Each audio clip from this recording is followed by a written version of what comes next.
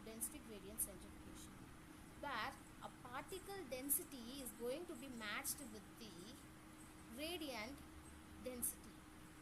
Based on it, it is going to be separated off. Even a density gradient centrifugation is going to be classified as two types.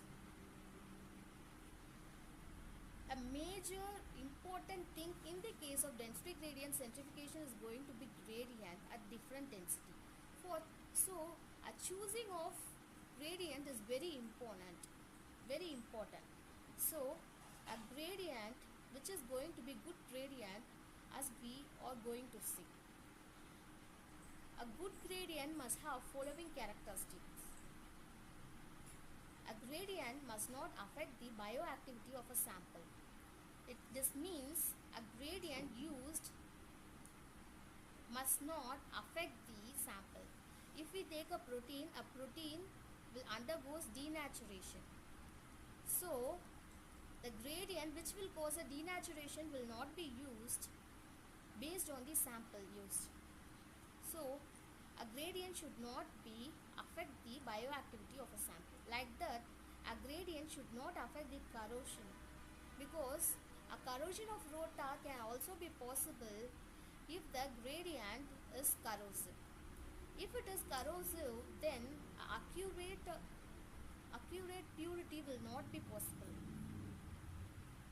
A gradient should not be sterilizable, and the gradient must be cheap.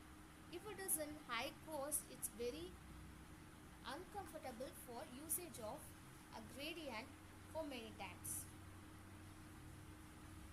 So the gradient must be easily removable to form a purified sample. If it is difficult to remove, it may cause a decrease in purity. If the gradient will be attached with the sample and it is very difficult for the separation, it may decreases the purity.